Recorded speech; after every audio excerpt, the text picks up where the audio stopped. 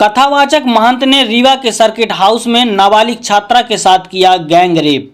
Rewa circuit house में शर्मसार करने वाली घटना सामने आई है, जिसमें देश के एक नामी संत के करीबी रिश्तेदार कथावाचक महंत ने एक नाबालिग छात्रा से गैंग रेप की घटना को अंजाम दिया है। आरोपी ने काम कराने के बहाने किशोरी को सर्किट हाउस के कमरा नंबर 4 में बुलाया और उसे साथियों के साथ अपनी हवस का शिकार बना लिया। घटना सोमवार की रात की है, जिसमें किशोरी के साथ एक महंत और 3 अन्य ने मिलकर दुष्कर्म की वारदात को अंजाम दिया है।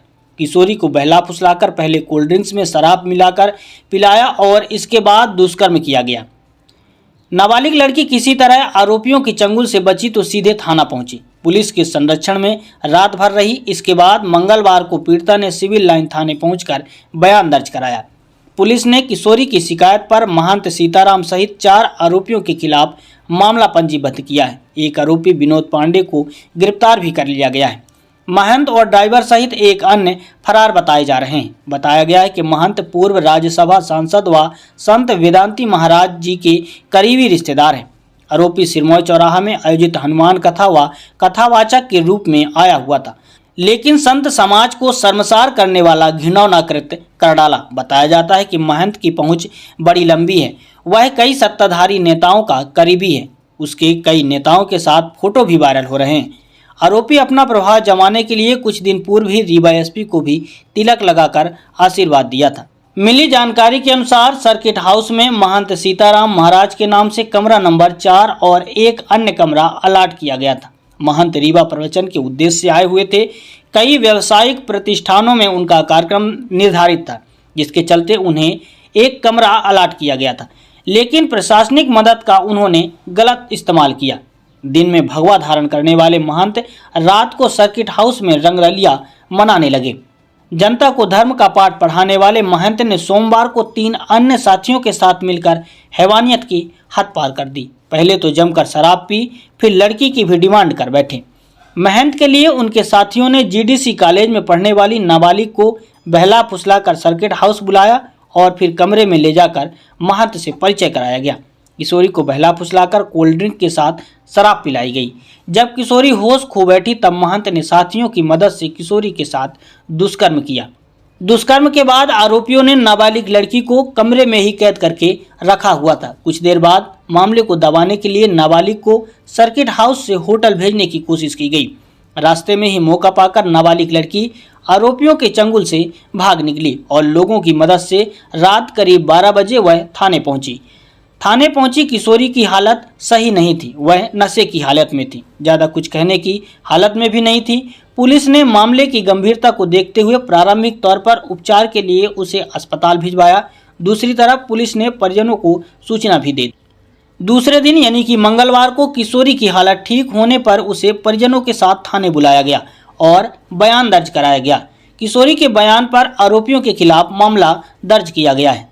बता दें कि सिविल लाइन थाने में नाबालिग के बयान के आधार पर पुलिस ने आरोपी महंत सीताराम महाराज, विनोद पांडे, धीरेन्द्र मिश्रा व मोनू मिश्रा के खिलाफ प्रकरण दर्ज किया है। इन पर धारा 323, 328, 376 डी, 504 व 506 के तहत मामला दर्ज किया गया है। वहीं बता दें कि दुष्कर्म की इस वारदात को रीवा के सबसे पास एरिया में अंजाम दिया गया है। सिविल लाइन स्थित सर्किट हाउस के कमरा नंबर 4 में किशोरी के साथ महंत सहित आरोपियों ने दुष्कृत किया। अपराध को अंजाम देने में कोई कसर नहीं छोड़ी गई।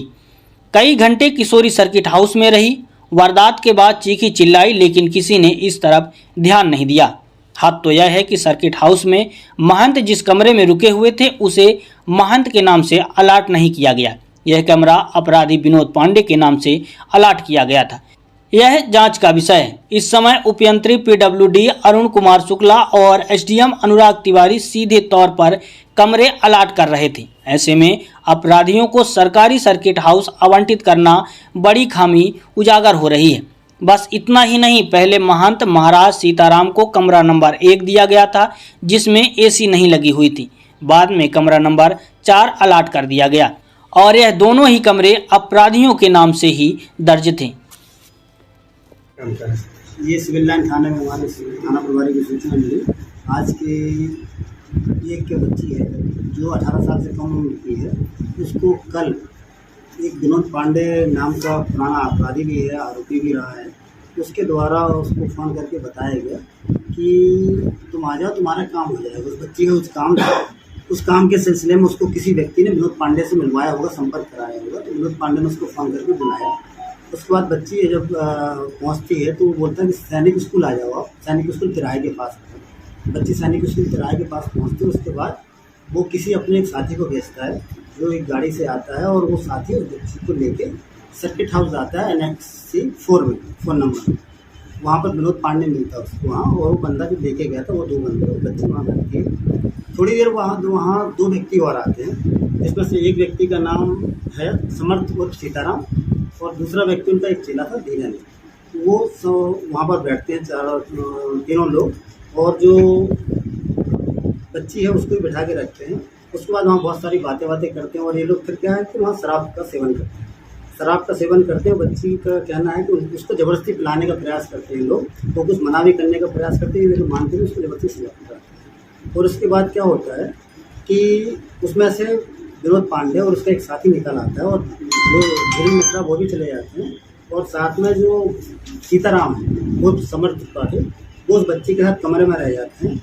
बच्ची को का कहना है कि जब वो ये तीनों लोग बाहर जाते हैं तो ऐसा लगता है दरवाज़ा बंद करके उन्होंने बाहर से कुंडी लगा दी, और अंदर से फिर उसके बाद वो सीताराम वो कुंडी लगाते हैं और साथ में लाइट बंद करते हैं। बच्ची के साथ ज़बरदस्ती करने का प्रयास करते हैं। बच्ची चिल्लाने की कोशिश करती है, उसका मुँह दबा लेते हैं, उसको पहले समझाने का प्रयास करते हैं, फिर उसको डरा कर उसके साथ उनकी तरफ ज़बरदस्ती की जाती है।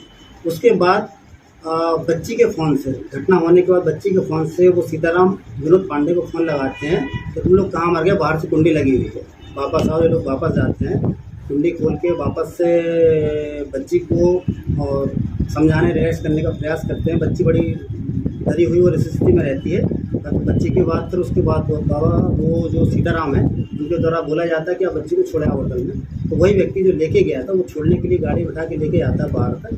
उसके बाद बच्ची थोड़ा जिस डर में थी कोशिश करती है कि उसको छोड़ दें यहाँ, तो फिर वो कुछ गाड़ी पलटाने के वापस ले जाने की बात कहीं कुछ आती है, तो बच्ची गेट खोल के उतरती है। और उतरने के बाद वो कहता है चलो हो गया करके समझाने की कोशिश करते। उसी के साथ में अचानक ही बच्चे के कुछ परिचित लोग वहाँ से निकल रहे होते हैं, तो बच्चे उनको आवाज़ देती है, वो आवाज़ देकर उनको बुलाती है और उनसे बातचीत करती है। तो फिर वो कहता है जो गाड़ी में छोड़ने आया था कि चलो बस हो गई बातचीत।